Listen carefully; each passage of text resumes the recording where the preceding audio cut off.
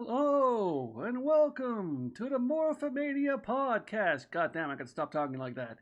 Uh, I am humanoid. Hello. I am humanoid, along with. Selling Mrs. Doubtfire when you do that, the Doif. I'm surprised you didn't say it like the press way you did thousands of times before.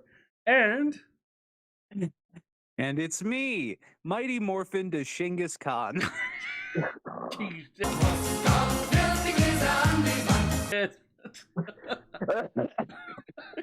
I thought you used that one already. No, I told Oh. you I was going to use that one for this episode.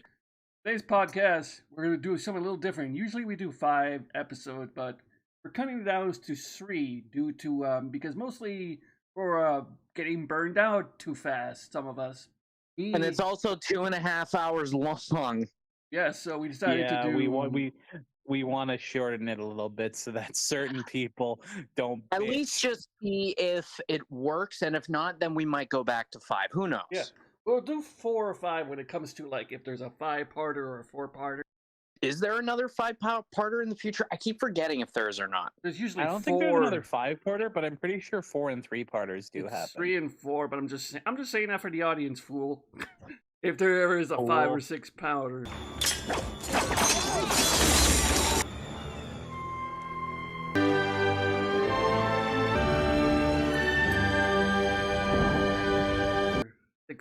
Big powder.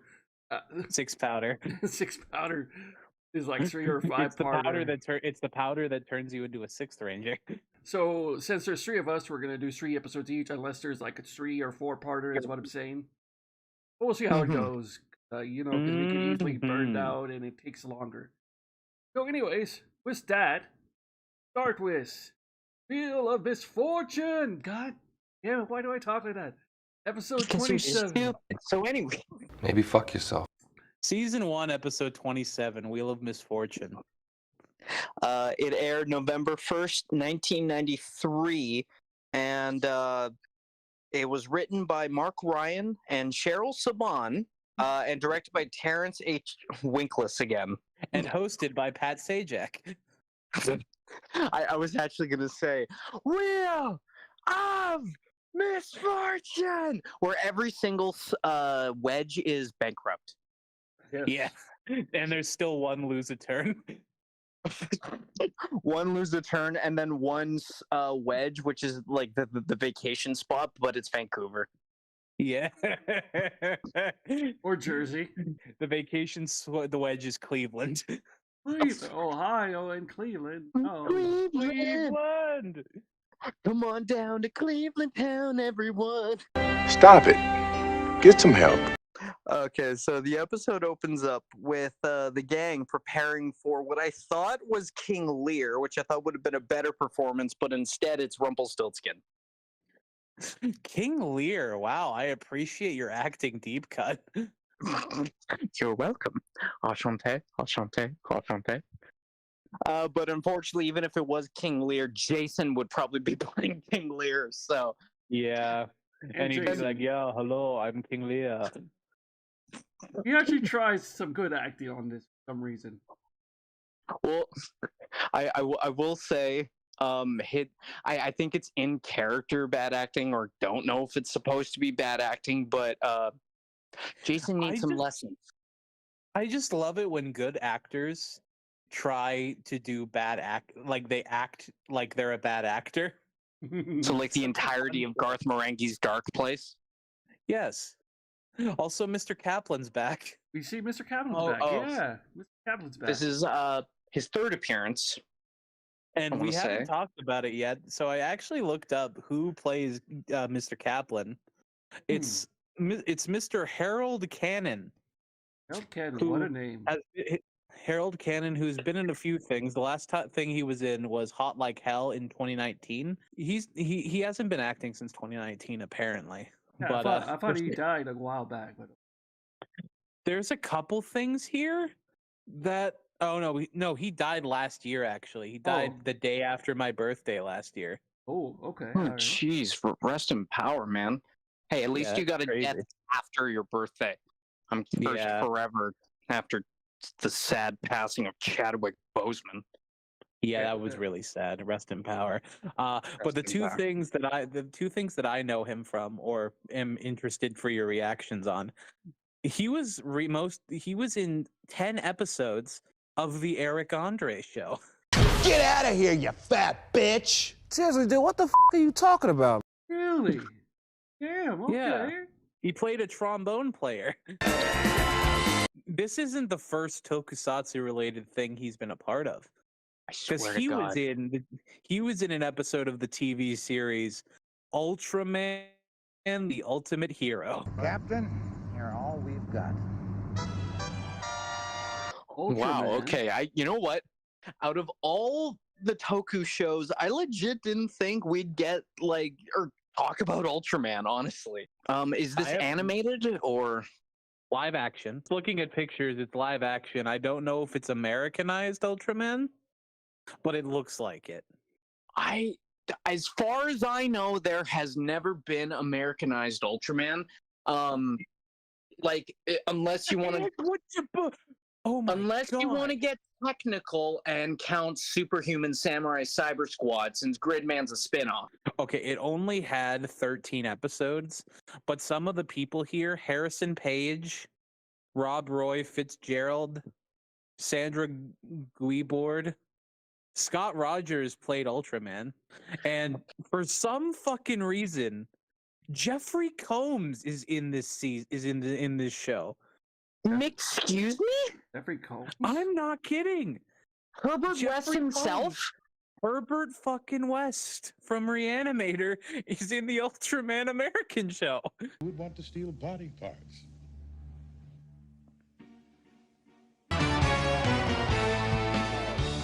Beautiful, mysterious. A little stunt back there probably cost Pete his life. Oh, relax, relax. He's gonna be all right. Isn't that right, Pete?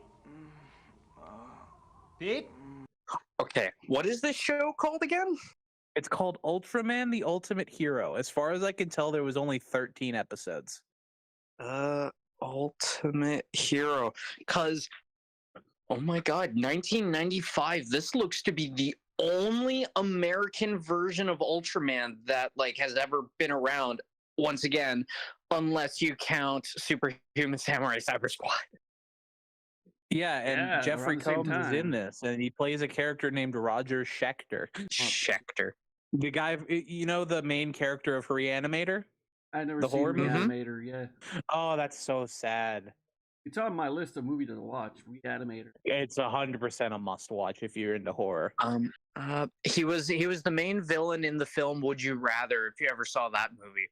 I forgot he was the main villain in Would You Rather. That's pretty awesome. Was the leader voice in the Avengers Earth's Mightiest Heroes show, and the good one. He's actually surprisingly been in some other Toku or even Toku adjacent products. The one I want to mention is a lesser known one known as MacGyver. MacGyver, nice. I love that. No, not MacGyver, you dum-dum. The Guyver. The Guyver. He played the Question in Justice League Unlimited. Nice. He did play Question, yes. We got off topic pretty bad. Let's go back to the episode. We ramble. Anyway, as I was saying, Jason's bad acting. Everyone's bad acting, to be fair. The only one that doesn't act, well, no, actually, Billy is the stagehand / technical director, and Trini's also not in it. I think the only people that actually act in this are Jason, Kimberly, Bulk, and Skull. Yeah, it's they're the only people part of the play, since Rumpelstiltskin is generally a 3 or 4 person performance, but still Bulk being Rumpelstiltskin kills me, and his dialogue in his scenes is just 90s Rumpelstiltskin is a story I really want to see now. I love how he calls Kim fair babe all the time. And in this opening acting scene, there's just a long period where he's sitting down next to the spinning wheel. Kimberly's explaining her the princess's plight or wherever, and he's just staring at her like he wants to fuck her. Or he just wants to kill her. Either one. No, that's Skull. Skull's the murderer. Yeah, that too. Very true. Or wait, no, Skull's interested in Kimberly, so maybe Bulk only wants to kill Kimberly. What? My God. I just realized Skull is dressed as the jester in this scene because he's the psychotic murderer of this show, just like the Joker. Yep. That's have the laugh. That's it. Canon. Skull is the Joker in this universe. Since once again, in the second episode, we established that Batman exists in this universe. So Skull is the Joker, and Bulk is the Penguin. Oh my God! He even has the crazy Joker laugh. It's clicking way too much. This is scary. We are coming up with way too many fan theories for Power Rangers in just the first season. As Bulk is continuing spinning the wheel, and he decides to go apeshit on the thing, and it causes Mr. Kaplan's wig to either be blown away from the wind or just decide to leave the set. Maybe the wig was just like, I'm out of here. So then we get a brief thing of Kimberly being very upset since it was her great-grandmother's wheel, and unfortunately we don't get to see Kimberly's grandmother because Skull already got to her. And Bulk is just sitting in the chair in this scene, really sad, like he doifed it. Yeah. Fuck off. Bulk, and I wrote down Bulk sad, Kim mad. Bulk sad, Kim mad. Cut to Bandora Castle. All because Bulk spun the wheel and didn't make the deal. Cut to Bandora Castle, where I gotta say, I think we're starting to get weird reasonings for Rita just being like, you want to do this, eh? Well, then I'll create a monster. Or like, it's getting related weird. To that. It's getting to the point where she's just getting petty. We haven't talked about it yet, but I did see a Markusatsu video recently. Just in case you're curious about the inspiration with Bandora Castle and, the Bandora goons. And there's also inspiration for the Power Rangers. So it's pretty obvious that the Zyuranger theme is very heavily inspired by Jurassic Park. Yeah. The theme song? No, Zyuranger, like the concept, the dinosaur rangers. Yes. It was inspired by Jurassic Park, but the actual inspiration for Bandora Castle, and specifically the Bandora baddies, like their personalities, and I'm not making this up, they're inspired by the Addams Family. I see it. I definitely see it. You were expecting the Addams Family? I can see Squad as Pugsley Adam and Babu as Wednesday Adams, and there's like Uncle Fester, which is Goldar. Goldar's Uncle Fester. Yes. But specifically the Christopher Lloyd Uncle Fester. Is there any other kind of Uncle Fester? No, there's the 60s Uncle Fester. There's the Adam Family Values Uncle Fester. There's the new Addams Family one. There's the animated Addams Family that they did a while ago. I love Addams Family, man. Step up. And let's not forget about the only other Fester that matters. Fester's Quest. Anyway, Goldar's voice is back. Oh, thank God. And I just, thank God. I hope at this point, for the love of God, please stay good. Like, I bet you anything that I bet people got complaints, like in the voice, like, oh, it's too silly. But then it's like people started complaining. It's like, wait, why is the silly voice gone? We loved it. Yeah. The same reason why Lord Zed got like turned into like a comical character later on, because the parents complaining, saying, "Oh, he's too scary looking." God damn it, evil. Yeah. Yeah, like he's a villain. We also forgot earlier that after Bulk broke the spinning wheel, Kimberly was all sad, and Tommy slid into her DMs like, "Oh, don't worry, babe, I'll fix it." Tommy using his actual superpower, his cock. Negging? Negging? Oh. No, his cock.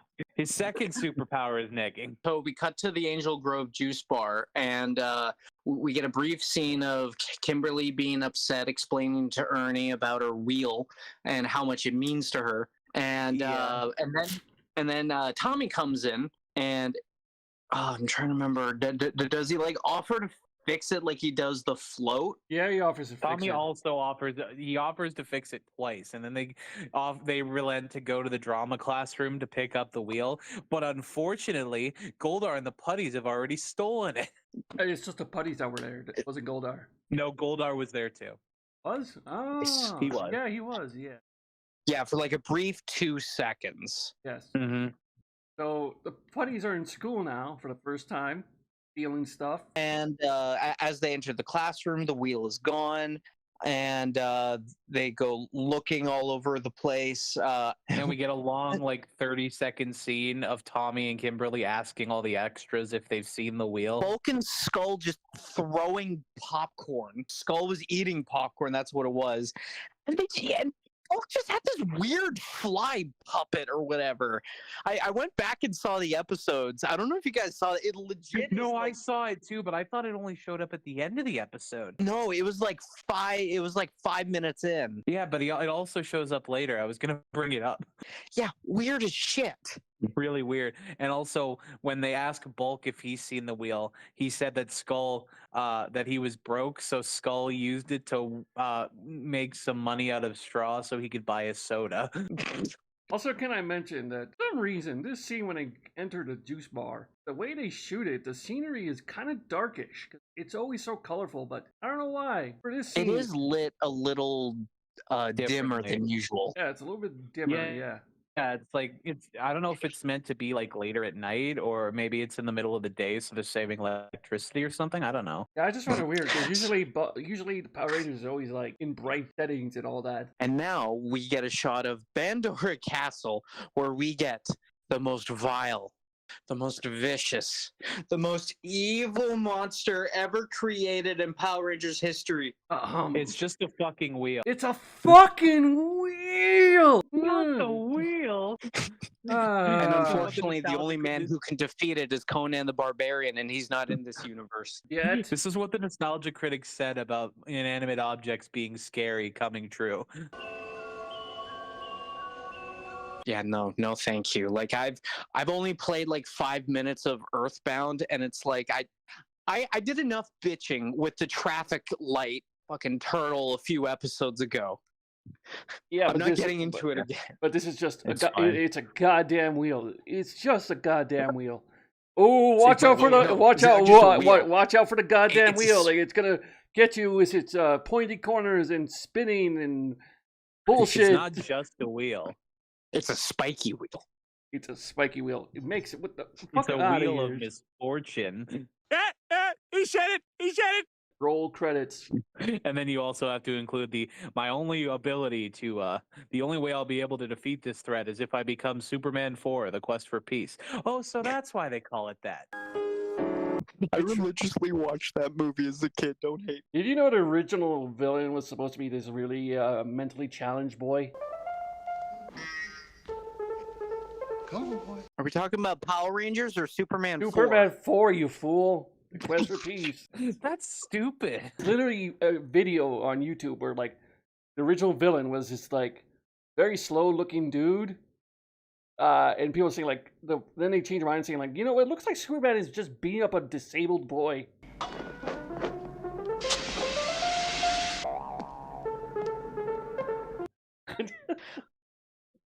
That's just like that's like how the first Rodan movie was all just in that kid's head as a dream. Was that Rodan or Son of Godzilla? Or no, it Godzilla's Revenge. It was Godzilla's Revenge where it was like all both fake. Godzilla's Revenge and Rodan. So to break it down, those movies suck. Yeah. Indeed. So then we get another shot of Kimberly being really upset, and honestly, I always thought that this was a really cute scene where all of her friends are mimicking her with putting her hand on her face. Like, yeah, that to me is like best friend shit. Like you and I'd probably just tell you you're stupid, and then you'd be like, okay, I love you too, and then like everything would be fine. Yes, exactly. Or no, I know. I know exactly what I would do. I would put on my best old man makeup, knock on your door, and go up to you and be like, "Hi, I'm Ed Asner." I know that voice. No, come on. Don't expose my love for that scene to the world. Why? It's beautiful. It's a great. After Kimberly finishes up being all sad, and we get another clip of Bandora Castle. we get Tommy and another putty fight. Oh, but before bridge. the putty fight, he's walking across the bridge, and all of a sudden Tommy feels a goddamn force. Hold up. Wait a minute. Something ain't right. He has a high midichlorian count. Maybe that's why he keeps negging people. It gives him psychic sensing abilities. Yes. Nah, it's just his cock. So on this bridge fight, I know there's specifically something Adam wanted to talk about. Oh yeah. Okay, this fight is hilarious with how weird it is. So all the putties come out on the bridge, and there's just some normal fighting, and then there's one bit where he punches a putty out, and they just reverse the footage of him jumping up, like he lands in the actual correct way. He lands and then turns and punches the guy, but in reverse he punches the guy, turns over and then jumps and does a front flip over the bridge. Then we get a bit more fighting, and then we get a bit more fighting in like the ravine under the bridge. Then he looks up at his bag, and then they reverse the footage of him jumping with doing a front flip. I think Tommy in this episode is almost as funny as in the Spitflower, where he's struggling to keep his goddamn clothes on. 90s editing. Yeah, his clothes keep falling off. Oh my god, the 90s editing in this. Jesus. But then, unfortunately, at the end of the fight, he gets back up onto the bridge and he's accosted by his only true nemesis and the most difficult thing ever for him to get out of. Rope. Oh no! Untied The true rope. most dangerous item in Power Rangers history. A rope. No, rope and net. Like rope nets are like the most dangerous thing in this fucking show. Yeah, I know. If only a net showed up later. But yeah, he's wrapped up in a rope, and he doesn't have his communicator. He doesn't have a communicator. He doesn't have not a net Benning. He doesn't have his communicator on him, and he looks over to his bag and he says, Why did I put my communicator in the bag? The way he says And then bag. cut to commercial. Yeah, they cut to commercial. How is it when this show is like the show is most entertaining and most fun to watch when it's like we're in the goofy, silly filler episodes? Hey, Yeah, don't get me wrong. The filler episodes can be funny at times. No, It's but good I'm that this saying show they're is, like, better. 90% filler. Like I'll openly say I think I had more fun watching some filler than Green with Evil. Yeah, same here. Yeah. I still think our best episode is that 6 episodes of filler as opposed to Green with Evil. Mm-hmm. And so we get, I believe they beam up to the command center after hearing word that Beam that up. Tommy was captured. Yeah. Beam up. Okay, all right. Beam me up, Zordy. Beam me up, Zordy. Oh my goodness! And they get word that Tommy's kidnapped, and they get sent down to go help him. Or is it Scorpina and Goldar fight first? Scorpina and Goldar are attacking, so they get sent down to repel Scorpina and Goldar. But also, they also mention that the wheel. And they all look so terrified of the wheel when they see it on the fucking viewing globe. Oh my god, it's a wheel! It's not a wheel. Not the goddamn This wheel. is really bad. Yes. Go to the skull corner. Okay, so and then as Rita makes him grow, we get something I don't know why I said this at first, but when Scorpina grows, I just go like, why does she kind of look like she has Tom Servo mouth? And who's Tom Servo? Tom Servo. Because she just grows, and not only do we get Scorpina growing, we also get Goldar growing, and we get the return of his giant swinging cod piece. Yes, you Power Rangers will feel the cod piece of vengeance. And yeah, then after that, Scorpina grows into her monster form, and then she says attack, and when her mouth opens, it does look like Tom Servo from MST3K. I'm gonna leave now and I'm gonna go fuck myself. We're gonna get so many weird or so many people just saying like, "You're stupid, Malcolm," or Doif. They already know that. They already They know already. that. Well, I've called you Malcolm multiple times in every episode. We all say our real names, even though How dare you dox me like that? You doxed yourself. How dare I dox you? You doxed yourself. To be fair though, like I do. I didn't know that. Hey, Doif, fucker. To be fair though, I do call us humanoid Doif, and I don't think I say Deadtroop is enough because you always change your name, and then we just call ourselves a real name. So the Rangers jump up to their Zords, and we get a brief T-Rex fight with Goldar, where unfortunately he is stopped by a net. The return of the net, not the net. Oh no, not the net. This hasn't been a problem since Different Drum. Literally 22 episodes ago. Very much. Is literally just like rope and like rope nets just like the one thing that can defeat any monster or hero in Power Rangers? It's like they're as strong as steel, but they're rope. Like, could the RPM Rangers literally have defeated Vengex just by throwing a net over him? Yes. That or putting a potato in his exhaust pipe. Dun, dun, dun, dun, dun, dun, dun, dun, dun, dun, dun, dun, dun, dun, dun, dun. Ding, Ding, ding. ding. We come back to the command center, and we have Zordon's voice. Yeah, fucking weird ass Zordon voice change, because we cut to Tommy, who's tied up in the forest. The putties are looking after him. They're actually looking at his bag, and Tommy's almost got his rope broken through. So he does the greatest acting in the world. He says, "Oh, guys, I'm sick. Like, really sick. I need some help." And then they all just slowly walk up to him. He breaks the rope, and then he destroys them. He even said, he even said, "You guys are unbelievable."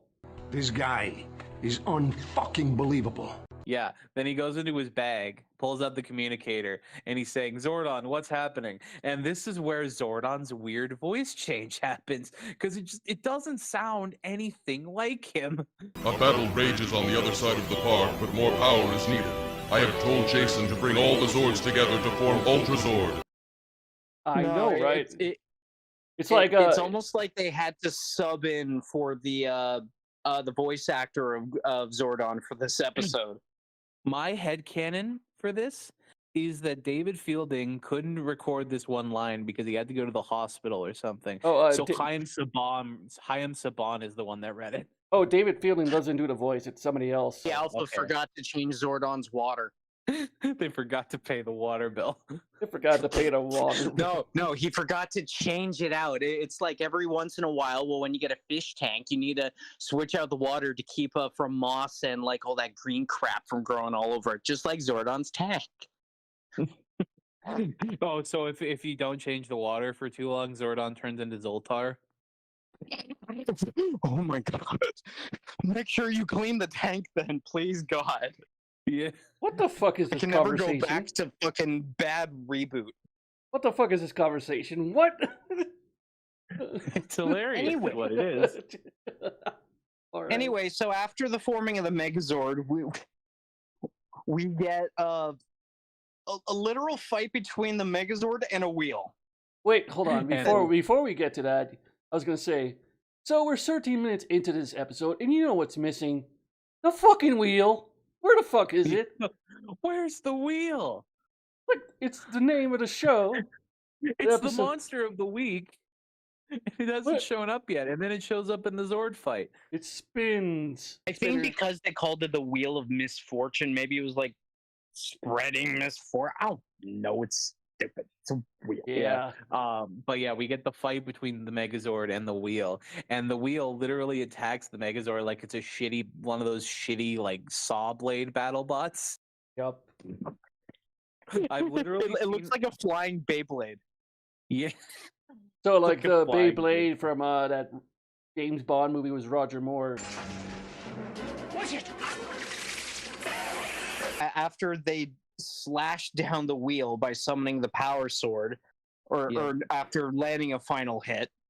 Mm-hmm. No, not final hit. I forgot. This is the total mind blank there. Sorry.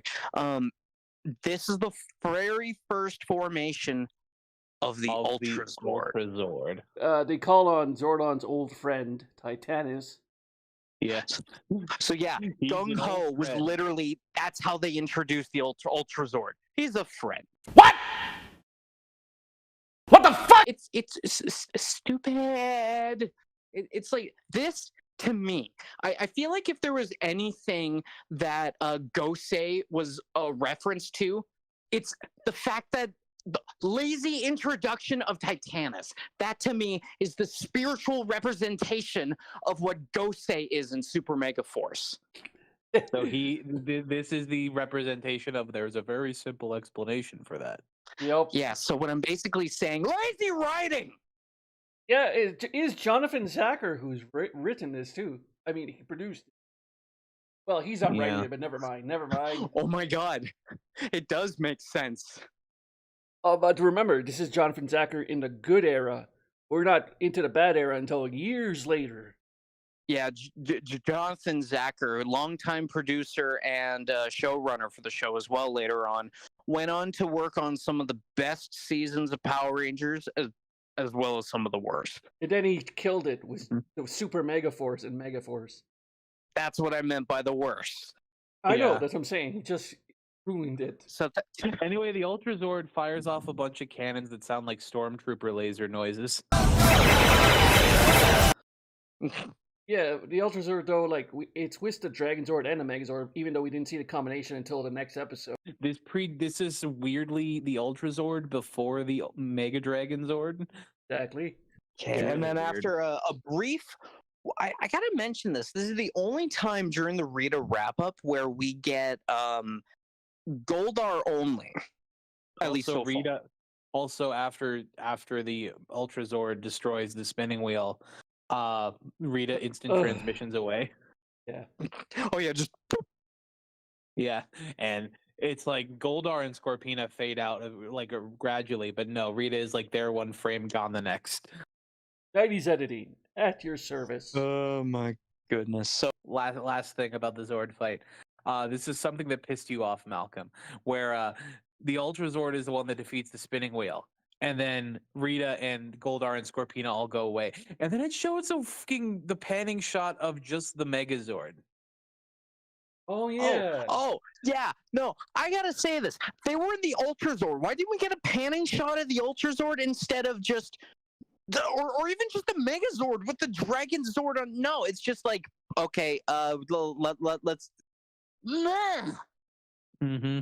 A lot of weird inconsistencies in this episode. Yes. And yet still not as hilarious as Tommy's struggle to keep his shirt on. Yeah. So anyway, we get the actual wrap up where they go to the drama class. The spinning wheel is back, and Kimberly's all excited about it. And this is where, goddamn, fuck me. This is what kind of pisses me off. Now it's my turn. Oh God. So they go back to the drama class and they find the wheel is there. It's like, how is the wheel here? And this is the start of it all. Where Zordon chimes in. Zordon chimes in saying, like, Rangers, now that you defeated the goddamn wheel, the spell has been broken, so everything is back to normal. Henceforth, everything that happens in these seasons, every time some stupid spell is on there, they destroy the goddamn thing, and the obvious answer is like, the spell is broken. Everything's fine. Fuck you! Derivative writing at its best, ladies and gentlemen. Restore the status quo. Yeah. Now you can go back to the Bulk Skull. And then, of course, we get the play and the amazing acting by Bulk and Kimberly. Well, before the play, Bulk and Skull are backstage watching TV, and then it cuts to the news, where the news guy from a few episodes back says that once again, Angel Grove has been saved by the amazing Power Rangers. And then after that, Mr. Kaplan comes back there, and it's like, what the fuck are you idiots doing? The curtain is up. And he just grabs him. That'd piss me off if my actors were off doing something else while the curtain was literally up. Speaking of being somewhere else, sidebar. When I was in high school, little story here, doing drama class, I was doing the thing with my other actors and Cut that bitch off! After that, we get Bulk starting to collect hay during the play, and he reaches down and rips his pants, where it's revealed his identity as the Sixth Ranger with a giant 6 on his ass. Before that happens, we get a bit of acting with Kimberly being pissed off about Bulk not being on stage. Rumpelstiltskin, did you hear me? And then Bulk-Stiltskin comes out as like, "Oh, hello, fair babe. What can I do for you?" And I'm here for you. And then Kimberly's like, "Certainly, took your damn time." And then After that, we get the bow, the end. you don't forget Skull's shitty acting because Jason as King Lear tells the princess, "Oh, you better you better make all this hay into gold, or else I'm going to be very cross with you." I can't wait for Jason's one-man performance as Hamlet. Yes, he leaves, and then Skull literally points at Kimberly and goes, Yeah! Or else! "Or else." Oh, and I forgot one more thing. As they're about to go live, as it were, they're about to like open the curtain again. Billy says to Kimberly, "Break a leg, Kim," and then Tommy, in his nagging self, literally looks at Kimberly and says, "Don't you dare." Because I need to get in that ass later. Anyway, end of episode. Yeah, and not only is it a number 6. Okay, no, it's not the end of the episode yet. For fuck's sake! Because I need to talk about Bulk's underwear. Yes. It's a bunch of pigs in like jockey uniforms. And after his ass is exposed to the world, Skull literally says, "Way to go, Bulk. Way to bare your soul to the audience." And then Kimberly curtsies, and then we have the end of the episode. Then the end of the episode. There it is. I'm sorry. There was a lot to talk about with the play. And now Malcolm is seething. All right, so next episode. I'm sorry, Malcolm. Now we move on to the next episode. Season 1, episode 28 and 29, Island of Illusion, part 1 and 2. So the main credits, Chris Shoon, for some reason. Chris Shoon! It's written by Chris Shoon and Shukai Levy, and I couldn't stop laughing because of the name. Both episodes aired on November 2nd and November 3rd, 1993, and were written by Chris Shoon, Shuki Levy, Stuart St. John, and directed by Terrence H. Winkless again. Do you think Stuart St. John is Austin's dad? You are the father!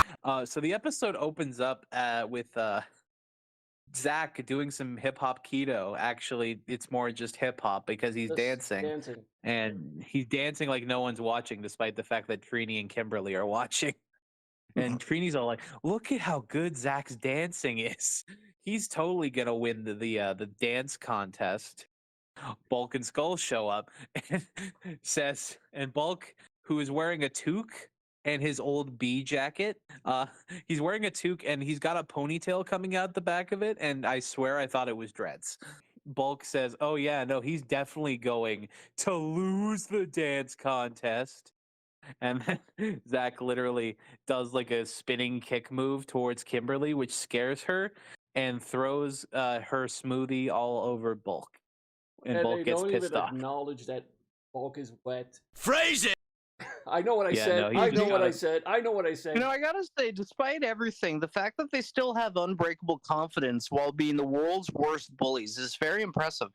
Yeah, but I'm saying, like, yeah, no one says sorry to Bulk. They're just talking over him, and Bulk in the background is. Bulk is really pissed off, and Zach has no confidence. He's like, "I'm not gonna win. There's no way I can win the dance contest." And then Bulk walks up and says, "Oh yeah, but I have a way that I can make you lose." we cut to Bandora Castle, and Rita is really pissed off, and she's like, all right, now it's time to bring in the big guns. I'm gonna show them what they do when they mess with me. I'm going to show them the wrath of Lokar. Oh, our boy Lokar is first mentioned. And also she mentions that she's also going to use something called mutitis, which just sounds like a weird disease. Yeah, you got some mutitis on you. Yeah. I will talk about mutitis in a second when we get a visual. We'll talk about mutitis when he shows up. He also mentions the Island of Emotion. The Island of Illusion. Yeah. But she calls it the Island of Emotion. No, she calls it emotion here. Yeah. And then Goldar calls it the Island of Illusion. Yeah, they can't even get their story straight. Yeah, it's pretty weird. Then we cut to Tommy teaching the minorities. What did he say? How to beat up other minorities. Yeah. Oh, damn.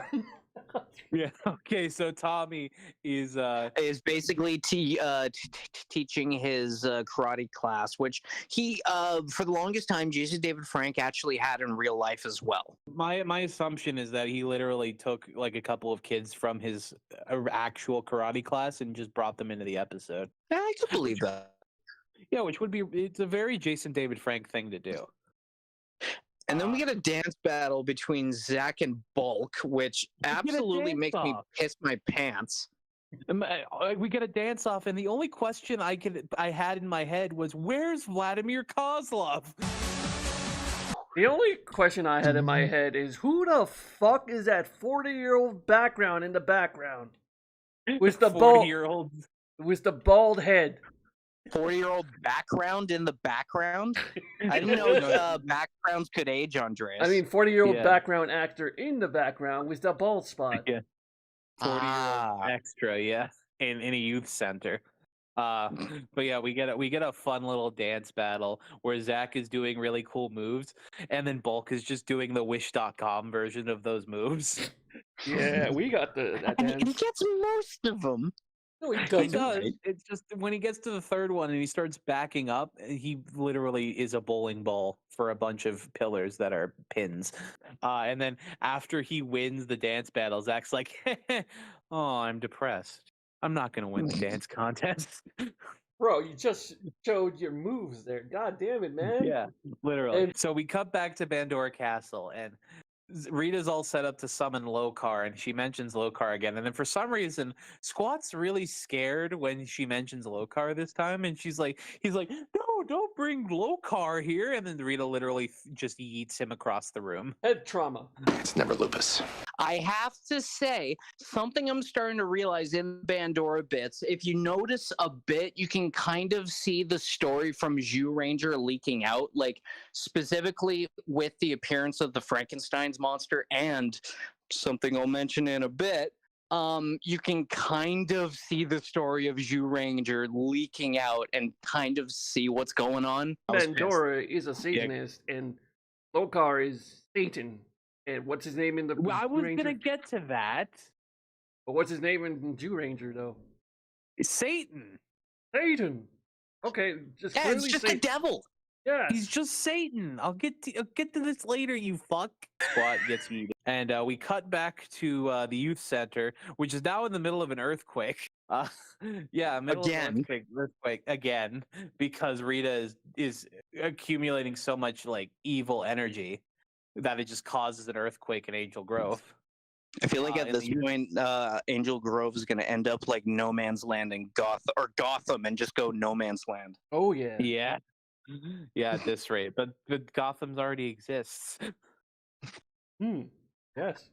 Well, maybe that's what's going on right now. The earthquake is causing No Man's Land in Gotham.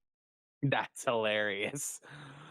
Okay, good. So yeah, we get that bit, and then the Rangers are all really worried about this, but then they just like walk 5 feet over, and despite everyone running around in the youth center, they call up to the command center, and Zordon is like, "Yes, Jason, I know this is happening.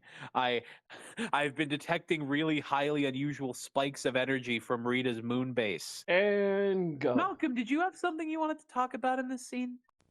And now, our feature presentation. Okay. Now, allow me to completely unleash my fucking anger. Okay, so allow me to explain or just elaborate on something. So, Zordon knows where the moon base is, knows where Rita and her goons are located. Yep. Why the hell doesn't he just take the Megazord there? And yeah, there's this whole stupid rule, which yes, when it comes to being on the Earth, does make sense. Don't escalate a fight. People get hurt. It's the moon! There's no people living on the moon! Who could get hurt? Moon people? There are no moon people! No moon people can die because there are no moon people! No one can die on the moon! Malcolm, what if... But Malcolm, it's not a fair fight. Malcolm, it's not a fair fight, though. No, that's not what I was going to say, Malcolm. What about the moon cheese? Can't jeopardize the moon cheese mines. You see, if they jeopardize, but no, even just by having a villain be on the moon is jeopardizing the moon cheese mines! But sir, again, I gotta disagree with you, like, because it'd be an unfair fight if you just send the Megazord to the moon base, unless... It's the moon, though! Who cares? Okay, I'm done. No one's on the moon! Literally no one is on the moon. Like, the only thing you could possibly risk is, like, the rabbit hunch from Forze, but even then, that's not there yet! This whole goddamn show could have ended. But Zordon is a lazy fuck who probably doesn't want to send the Megazord because it probably burns out AA or AAA batteries. Oh, we'll get to that when Terra comes. You know what? I just thought about it. Maybe solar power doesn't work in space. Probably. Well, once and always, the Megazord does show up there, but that's later on. I have a headache. Oh, he has a headache. That's the perfect place to end it right there.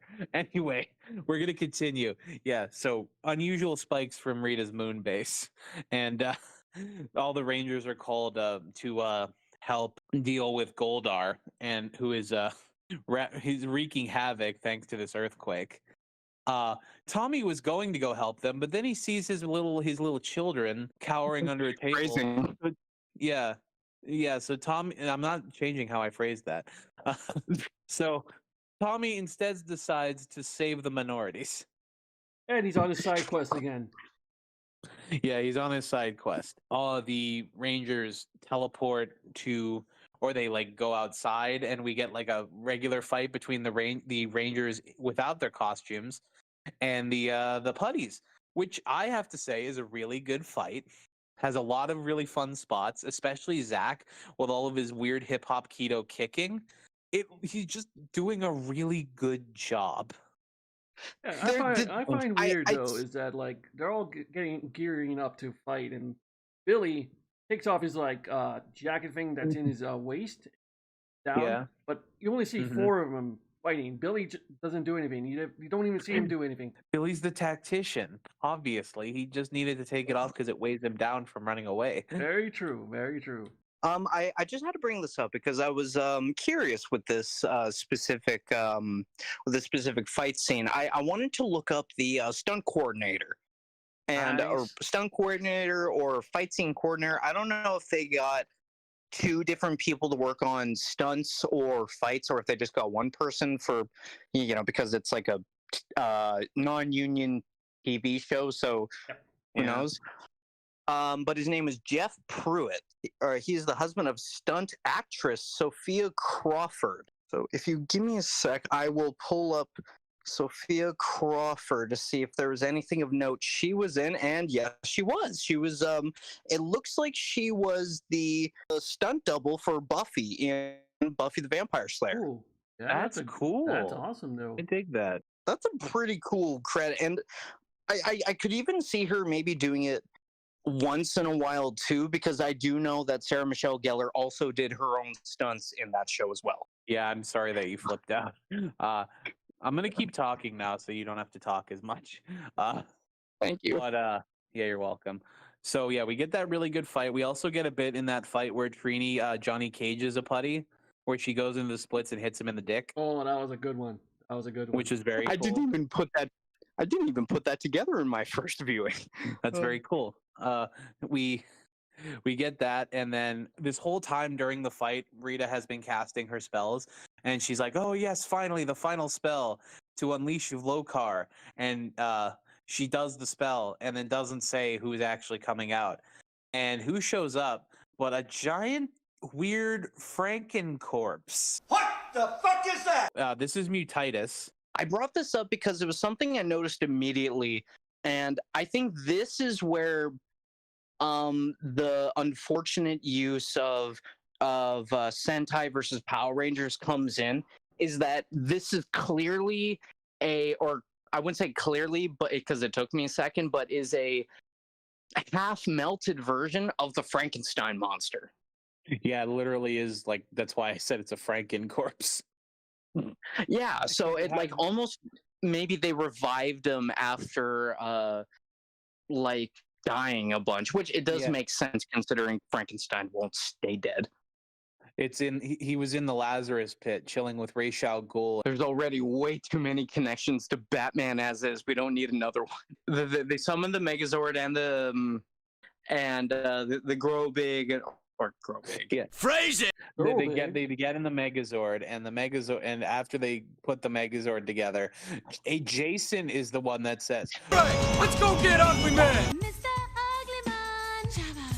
Mr. Ugly Man. Thanks again for the amazing acting, Jason. and I think Ugly Man would have been the better name than Mutitis. So we get a little bit of Mutitis fighting this Megazord, and then out of nowhere, oh, Minority Report.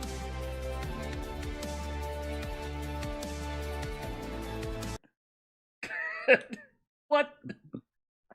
We cut back to Tommy with his minorities. Oh yeah. All right. Minority Report. Minority Report. Oh my god. Yeah.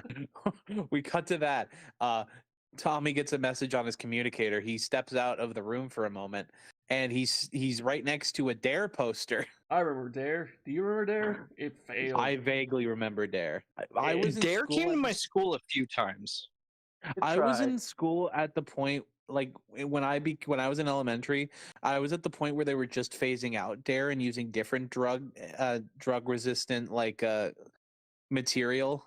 So yeah, me too. I vaguely remember Dare. Zordon's like, dude, you got to get down to the Rangers, fool. They're fighting Mutitis. You need to get checked for Mutitis. And he goes like, sure, I just gotta like drop. I just gotta leave these kids alone. Gotta drop the kids off at the pool. I thought you were gonna say. No, he talks to Ernie and tells him like, "Hey, can you take care of these kids even though you don't know them?" Sure. Yeah, can you watch your minorities? They're already playing your arcade games. Yeah, and he's trying to fix a plate, isn't he? Yeah, he's like got a broken plate from the earthquake, and he's trying to glue it back together. During the Mutitis fight, we finally get as the sky goes dark. And we get, coming from the sky, a ball of fire, we get Lokar, who, as you said before, Adam, is voiced by, it is Satan in the Japanese show. But I gotta mention this, by Robert frickin' Axelrod. He's voiced by Robert. Yeah, the legend himself. Rest in peace, Robert Axelrod. Rest in power, man. But something I gotta say, something that clearly stuck out to me was he does the Lord Zed laugh. This is Axelrod's trial run of Lord Zed before Lord Zed was a thing. I'd almost say yeah. Maybe maybe like his performance in this episode, which is really just his laugh because it's the best part of it, is like, hey, let's bring that guy back for something. And then he just ends up being the most iconic villain in the series. You know what? I'd say one of, if not the, actually. Yeah. Saying, let's bring him back. Besides doing Finster, he can do something else. So Lokar uses his breath of doom, as Rita says, to transform Mutitis into a weird dragon thing that is still Mutitis. And then they fight for a little bit. The Dragon Zord is here as well, by the way. I don't know if we mentioned that. The Dragon Zord came in. Oh yeah, and Scar was there. And there's a lot of fighting, and then eventually, fucking Mutitis opens his mouth like Tom Servo again. And tilt your head back and moan. and instead of just saying something, he's just spraying toxic foam all over them, which just looks like a damn bukkake. And then Jason goes like, "Oh no, toxic foam!"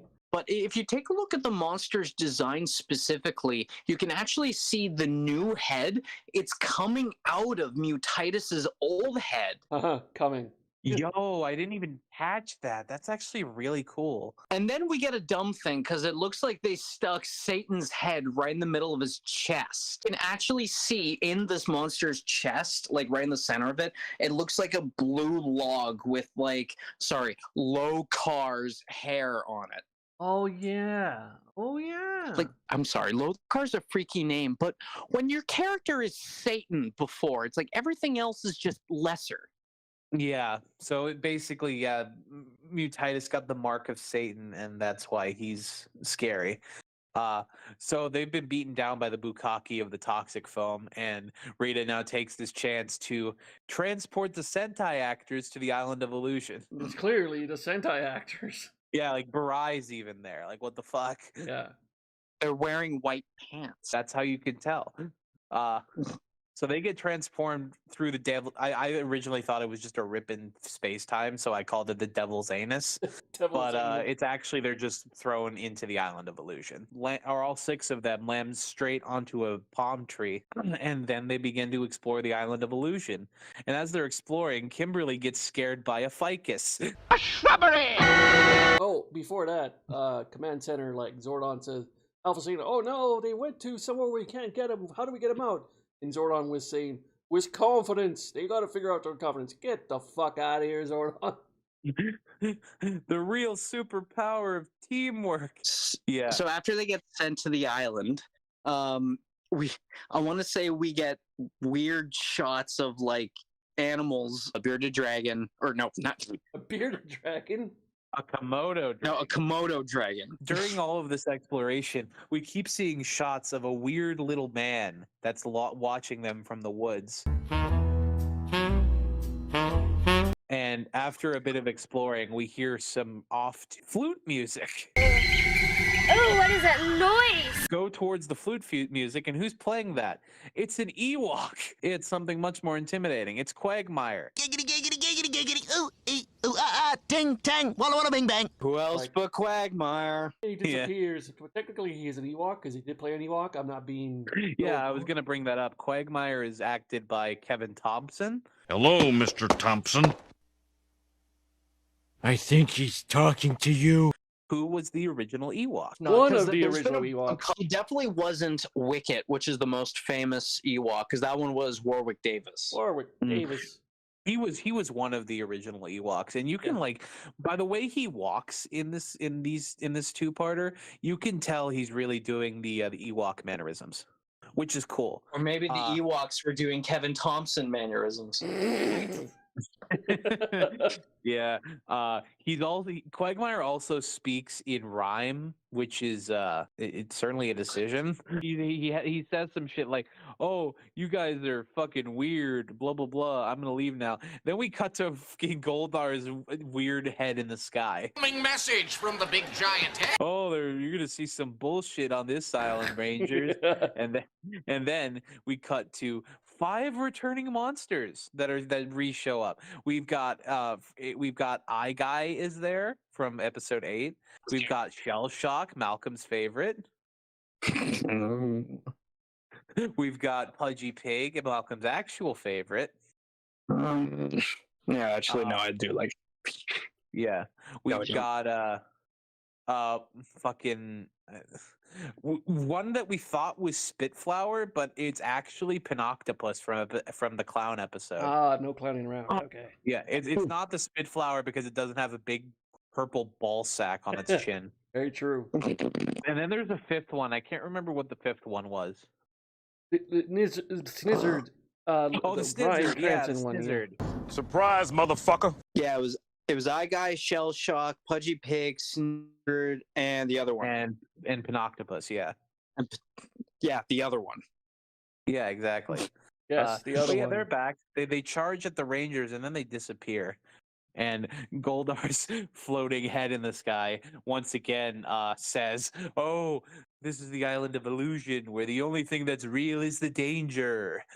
Is it though? And I have to mention that in this shot of him in the sky, As the way sun that baby he's- from Teletubbies. yes, as Oh the sun baby from God! Don't get. Teletubbies. I'm getting. Oh God! No, you don't have to show it. God damn it, you're showing it. As he's a floating head in the sky. His helmet, it just made this is weird as hell, but his helmet just made me think of Kamen Rider Gaim. I don't know why. It just kind of looks like it. Hold on, give me a sec. I have to pull up the image just so I can see it myself to see if I might be crazy. But I'm pretty sure it does look like that.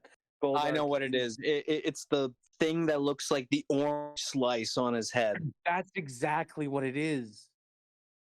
And his crown bit, it actually, I pulled up the image, so I'm looking at it right now. The crown bit kind of looks like the gold blade thing from Gaim's helmet. Yeah. The orange crescent shape that's on top of the helmet.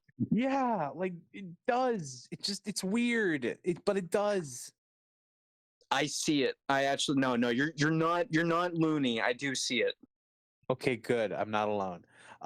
As Goldar says, "Oh, we're gonna turn up the volume on this shit," and basically just flipping them out. Zach wanders away and starts screaming. He sees a giant snake, and no one else sees the snake. It's only Zach, and Zach's screaming into the camera. You know what that means? Everyone's getting a scarecrow sequence. Yeah, which is fine. Honestly, I'm okay with that. Zach eventually runs away from the snake, or the guys pull him away, and like try and tell him that it isn't real. Then fucking Zach starts phasing out of reality. Oh, what's my his God, name? Michael he's J. being Fox. green screened to death. Zach is being green screened to death. Quagmire comes back in a puff of rainbow smoke and says, basically, if you aren't confident, you're gonna if you give into your fear, you're gonna disappear. So this is a typical horror film then, because the black guy's dying first, and Quagmire disappears to go get milk. That's the end of this. That's the cliffhanger. The end of this episode. Bam, bam, bam, bam, bam. Yeah. And we move swiftly on to part 2 of Island of Illusion. Also, who was it that said that Quagmire was Billy's dad? Oh, that was me. Or was that you? No, that was you and us. me. We kind of came up with that idea where Quagmire is just Billy's dad that went to get the milk and ended up on the Island of Illusion.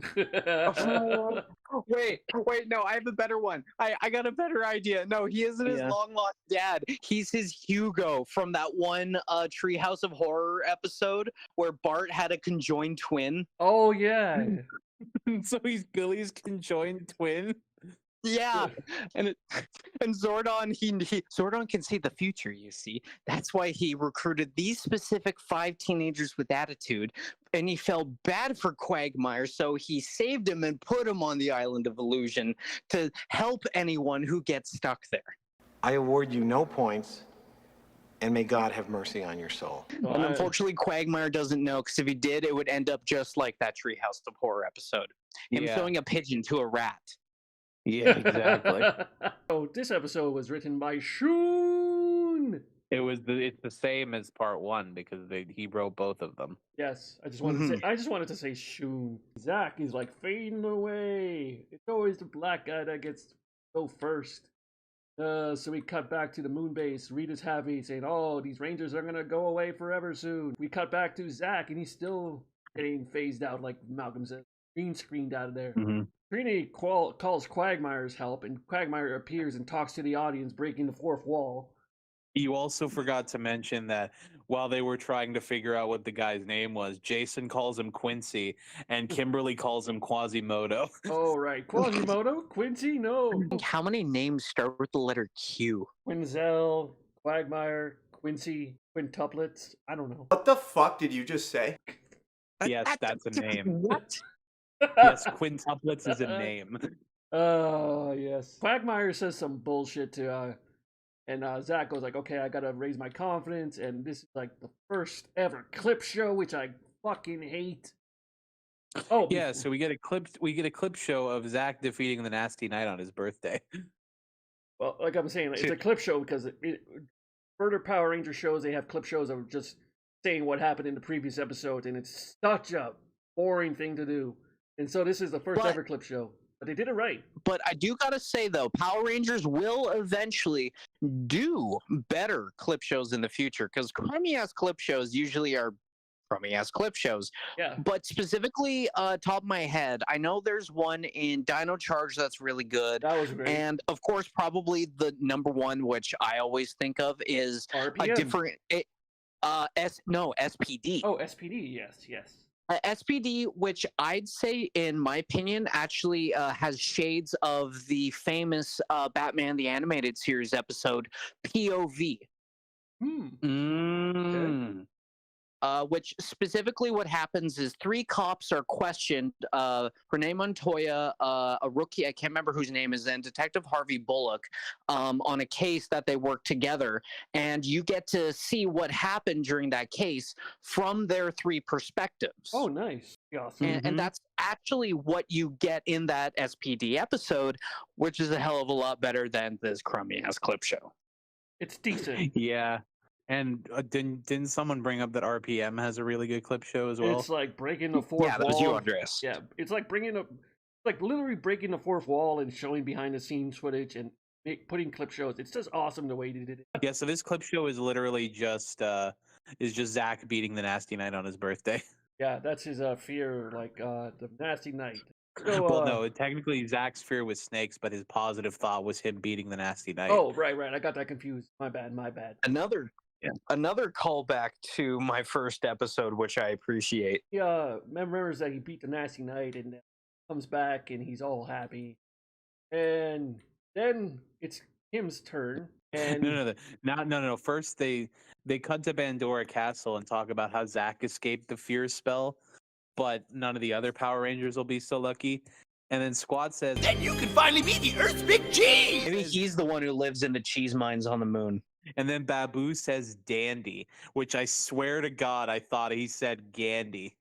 I thought it was like, oh, you'll be the big cheese, like Gandhi, like Gandhi. I actually thought he said candy at first. I thought he said gangly. And that reminded me of this one line specifically from I want to say it was the Francis Ford Coppola movie Jack, where these 2 bullies are like talking to each other, and like as a celebration of like this is so easy, they just go cake and like slap hands. Cake. Wasn't that 3 Ninjas where they said cake? Maybe just saying cake is a 90s thing. I don't know. No, it's not. We never said that. Yeah, no, now we say cake referring to someone's ass, quote, quote, Alpha 5, quote, quote. Yeah. We cut back to Alpha 5 in the command center fixing the computer, and then gets a shock on the ass, so the computer's getting Me Too'd. In the criminal justice system, sexually based offenses are considered especially heinous. Yeah, cancel this computer. Yes, cancel that computer. So we come back to the Rangers on the island. They're talking, and Quagmire comes back saying like, oh, random bullshit. I can't remember anything he says because it's all in rhyme. And he disappears like a puff of smoke. And Billy goes like, based on my calculations, the way to get our communicate. Oh, yeah, the communicators and morphers are gone. So Power coins. Power coin. We got to go the other way. That way, because of the wind resistance. How does he know? How does he have a 98% probability that the power coins are in the direction they just came from? I don't know. Because Billy is Professor Frank and knows everything, apparently. So Billy is Jigsaw, is what we've gotten out of this. There's a simple explanation for that. For fuck's sake, shut the fuck up, Gosei. Oh my god. So the big giant head comes back and makes fun of them, and then and says that there's going to be an illusion to facilitate Kimberly's confusion. Yes, and Kim walks away going like, "Oh my god, I can't believe this." And what's Kim's fear? Vulcan Skull being angels. Vulcan Skull being nice. Which I'm puzzled, which like at first I was like, isn't this like what she would want, like the dickheads being nice? But then if you think about it, Skull in fucking Super Samurai when he shows up never changed, and so in her eyes, them being like they always are is what she wants. What do you mean he never changed? He did change. He became rich. No. You see, the reason that she's scared No, of I'm saying that they don't become like clean cut suit, like they're still wearing like they're still Bulk and Skulls. Right. Sorry, Adam. Go Yeah, ahead. just angelic. Yeah, the reason she's actually scared of Angel, Bulk, and Skull is that she saw the movie Dogma. Oh damn. Behold the Metatron, herald of the Almighty, and voice of the one true God. Oh my God! And she knows that they both don't have junk. They're basically just dog. At this point, I'm just begging for the Metatron to come out. I'm as anatomically incorrect as a Kendall. So the Rangers see that Kim is looking at nothing and are worried. Literally, like, Yeah. Kimberly literally says, if Rita can make Bulk and Skull nice, she can do anything, and then starts fading out of reality. Oh, yeah. And then we get Etrigan, the little elf on the shelf, showing up again. For fuck's sake. He talks in rhyme again. Don't know what he said, but he said, like, just stop being afraid, fool, and disappears. Be positive. Yeah. And Tommy's all worried because he goes like, come on, Kim, you gotta beat this. I gotta get on that ass later. Cancel Humanoid. You can't disappoint my cock, Kimberly. So Kimberly thinks back to, like, he's the Snizzard guy. No, it's not the Snizzard, it's the Terror Toad. It's the Terror Toad. Terror Toad, yeah. And like how he... Another callback to another one of Malcolm's childhood episodes, Power Ranger Punks. Power Ranger Punks. Oh no, not episode, novelization. Yeah, book. So she remembers beating the Terror Toad by throwing her bow, with the Twinkie cam. The bow into the mouth of the Terror Toad. And she comes back, and Tommy's all happy. And then Tommy starts getting schizophrenic, and he's looking. And then all of a sudden, he gets flashbacks of the editing from that one episode where he can't keep his shirt on, and he starts fighting it. But hold on. His greatest fear is putties for some reason, even though he's been beating them all this season. He's been beating the shit out of putties since he started working with the Power Rangers, and now he's suddenly afraid of them. Yeah, it's like, what the hell? Really? Really? Oh. And what's even better is that the putties that he is seeing are actually the Rangers. Yeah, exactly. And yeah, it's like, damn it, really? I just gotta say that. Really? Putties? Yeah. It honestly seems like the first two fears are really good. They ran out of ideas for the rest, except for Jason at the end. Well, for we'll Tommy, they could have just said his biggest fear was turning evil again, but I don't know. They could have done that. Stupid! You're so stupid! Yeah, I wish. Yeah, you know what? That would have been great. And Jason is just evil Tommy. So we come back to the command. We're so much better at writing than Chris Shoon. Shoon! Sure. So we come back to command center and Shoon, please. Yes. Shoon! Shoon, please. And then Rumple Foreskin shows up again. No, wait, hold on. Sorry, and then we come back to command center and God, oh my God! Jesus Christ! What the fuck, Malcolm? Rumple Foreskin. Oh my God! Oh, that's amazing. So we come back to command center, and Alpha's wondering if he's fixed this thing. He presses the button, and he gets shocked, and he goes all haywire. It's like, ay, and starts bouncing off the fucking computer. And we come back to Rita's palace, and Rita's happy, saying like, "Oh, it's all going great." So come back to the island. Is it? It is, I think. Because 2 out of the 6 have already broken her spell. But she looks happy. I guess. Yeah. It seems like now she's like, I believe what's going on is like she's saying it's Trini's turn now or something. Tommy is fading away, and Quagmire shows up on a tree, does a bunch of rhyming, tells him like, "Hey, do something." Do something. So Tommy thinks back to do something. So since Tommy's fear is his putties, What does he think of to get back his confidence? Beating up some Him putties. beating up putties. What the fuck?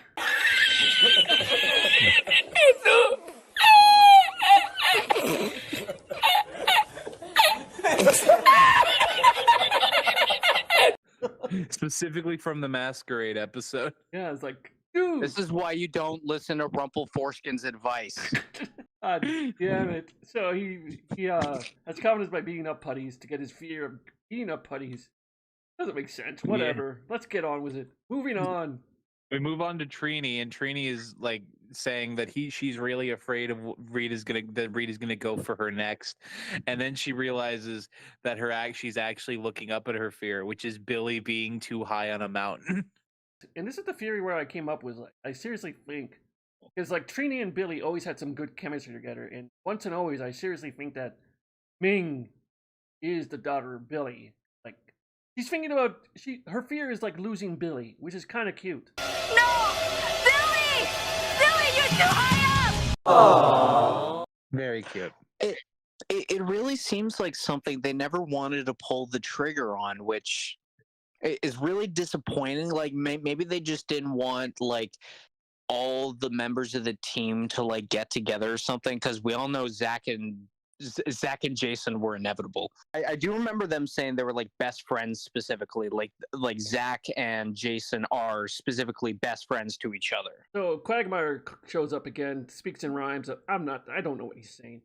Tells her to Talks about her fear of heights, and then her positive thought is her literally murdering a putty by throwing him off the cliff. And saving Billy. Yeah, but Yeah, murder. so thanks for the help again, Green Gordon. Yeah. Fucking Gordon. So she comes back from being screened to death. And then it's Billy's turn because he goes like, I don't think I can calculate any of this because I don't think I can figure anything out because he's such a genius. He goes like, yeah, I don't think my knowledge will help. And then he immediately starts fading away. Yeah, because he doesn't think he's smart enough to figure all this out. And Quagmire comes back behind Jason, like behind his bush. Like, what's with you in bushes? Here's what pisses me off about this bit. Instead of Quagmire just staying there, they keep calling him back, and this is like when I'm done talking to someone, cough, cough, doif, cough, cough, and then he immediately calls me back 2 minutes later. Look, I'm sorry if I resemble the Wish.com version of Robin Hood. That's not my fault. What? Bro, what are you talking about, man? Wish.com or Robin Hood? Yeah, he is Wish.com Robin Hood. Quagmire is. So Quagmire tells Billy, he's I'm like, not going to be able to top Rumple Foreskin, am I? You get nothing. You lose. Good day, sir. No, you're not. No. So Quagmire tells Billy to like stop being a bitch. Don't be a bitch.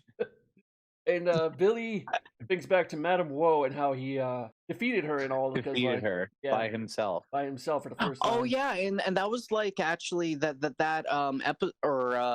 episode or two-parter. I can't remember if it was a two-parter. It was a one-parter. One-parter. So an episode. Yes. Yeah. One part. I don't think I've ever heard anyone say one-parter before, but that was like that was the Uncle Howard episode, right?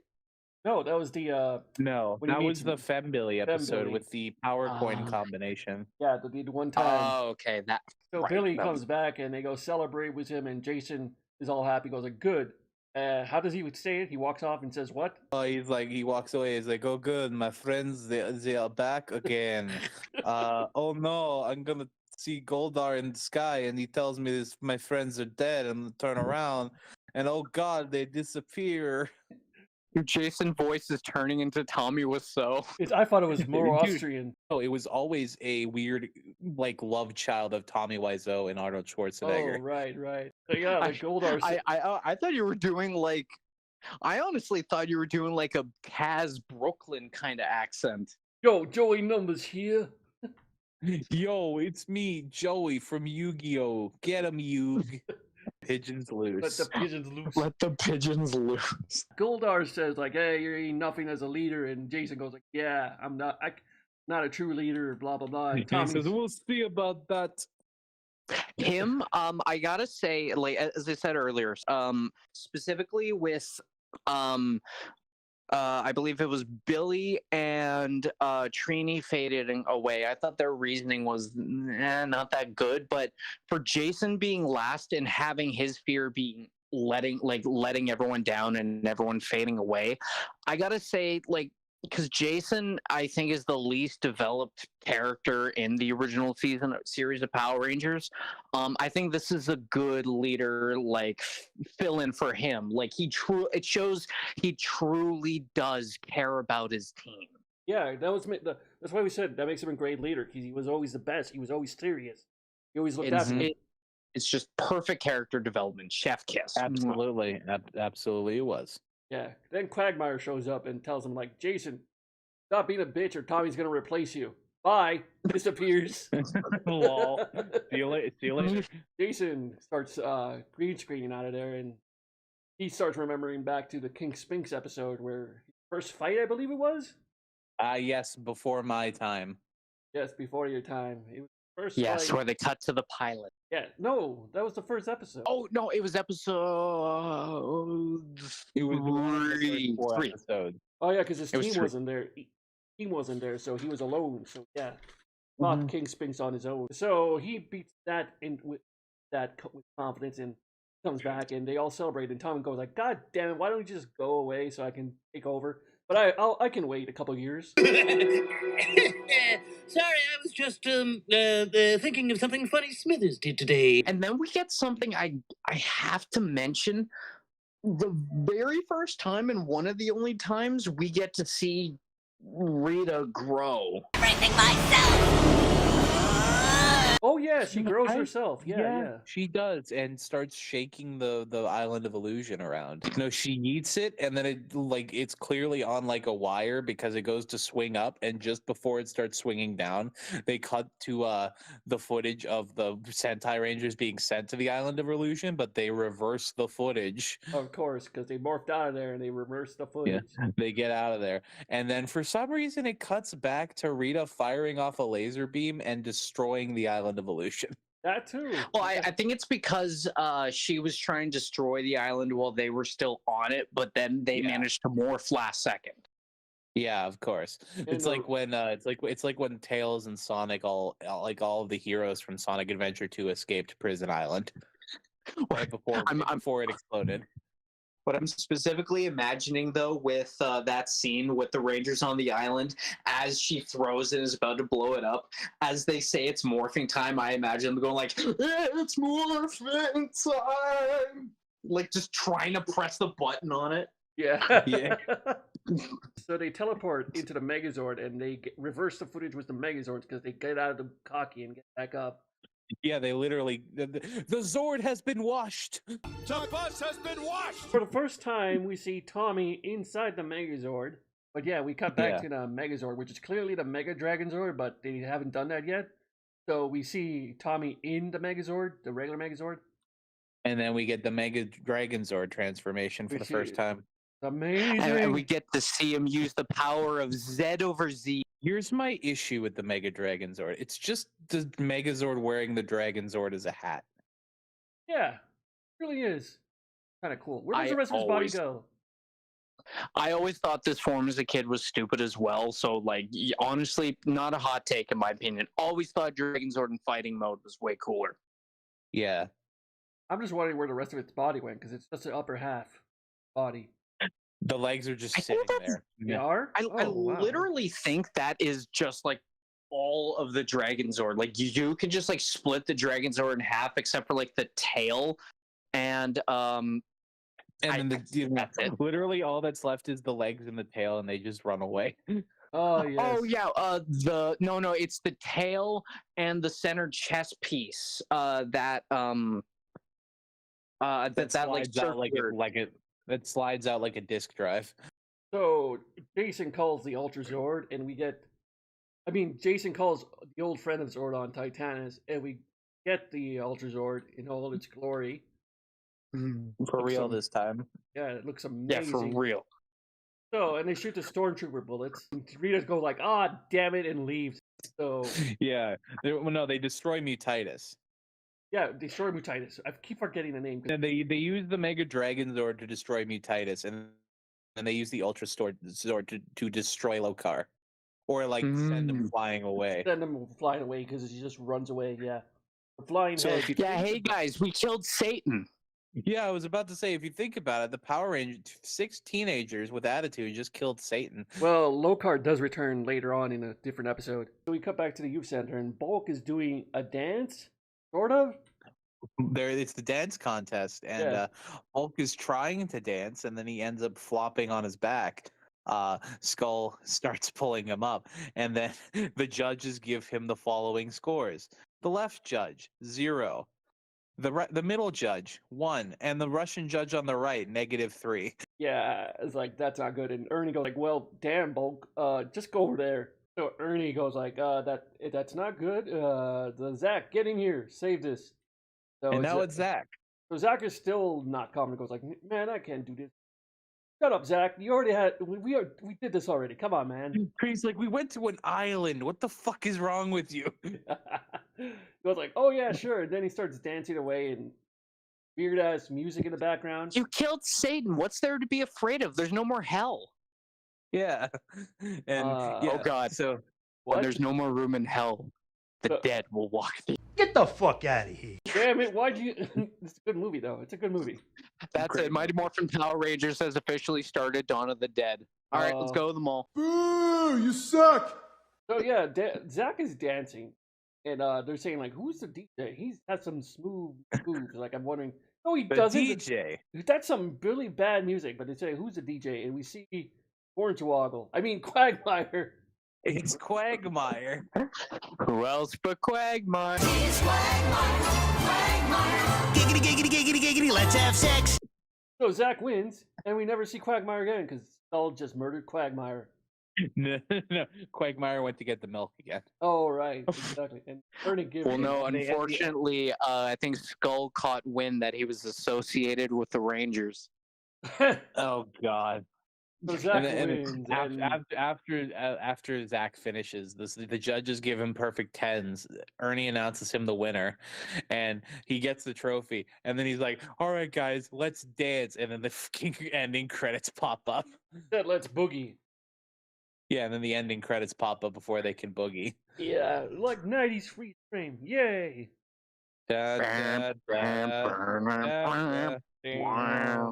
So, thoughts on these 3 episodes? Go, Doif. Oh my God! Honestly, this was a lot of fun. This 2-parter was really entertaining. Like, just honestly, like as much as I called it a crummy ass clip show, the clips were relatively short. Relevant. Relevant to some degree.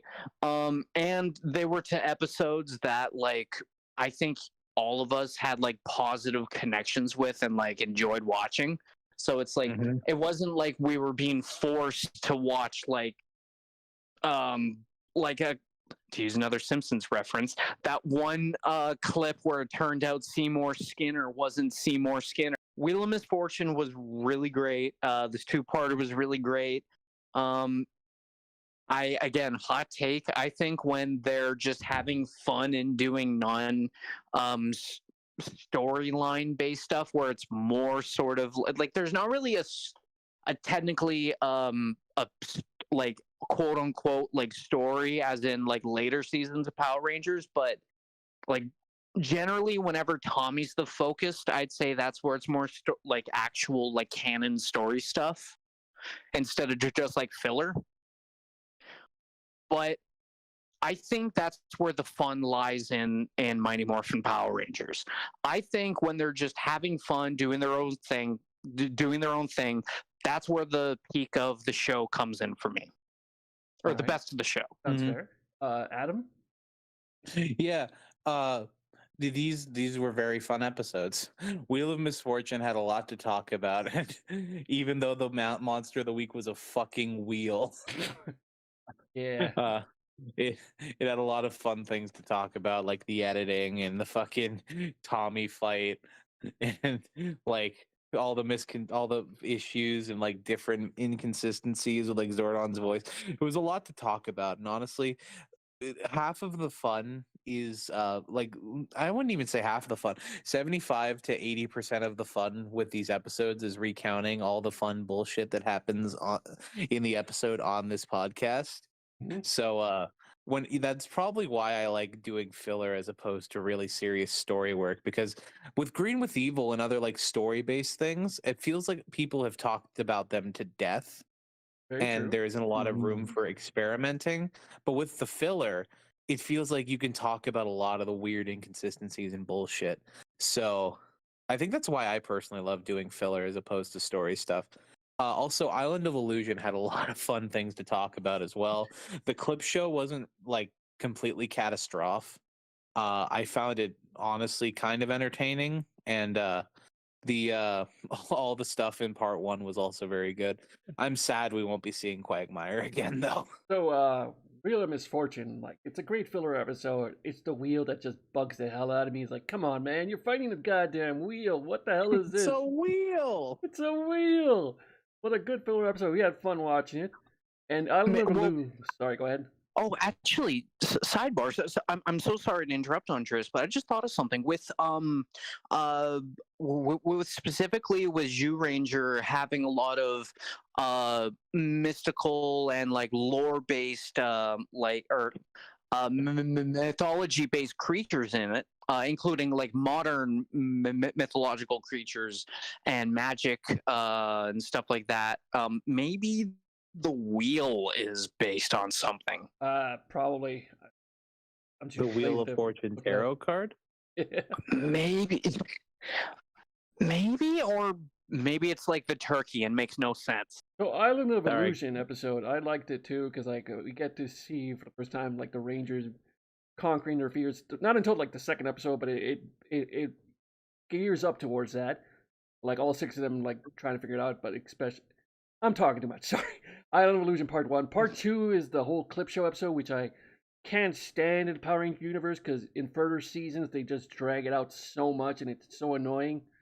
But this one did a pretty good job. It's a decent job, not the best one, because RPM had the best one, and so did Dino Charge. But come on, man. And SPD. And SPD. But come on, man. Tommy being afraid of putties and then conquering his fear of putties by beating up putties. Dude, it would make more sense to have him afraid of his clothes constantly being taken off and put back on. Yeah, very true. Or being afraid of his evil self. Like, he should have just fought Dr. Draken. It actually would have been cooler if, like, all of, like, maybe everyone else disappeared, or maybe it's, like, 6 Tommies showed up. And they all Spider-Man pointed at each other. Yeah, but like I said, also I like the whole trainee bit being like Billy, she fears for Billy's safety, and like I said, they had good chemistry since day 1, and a lot of people have been saying like, yeah, Ming is probably Billy's daughter, but they never mentioned it, because like, who knows who Ming's father is in Once and Always, like years later. But also a great episode, and that's my take. Anyway, we're done with this podcast right now. Lead us out, Malcolm, like always. Everyone say bye. Bye. Yeah, everyone say bye. I have been Dead Shroob, and that is my opinion. I am Humanoid, and I'm just... Cut that bitch off! And I am the Doif. I speak for the trees, and may the power protect you.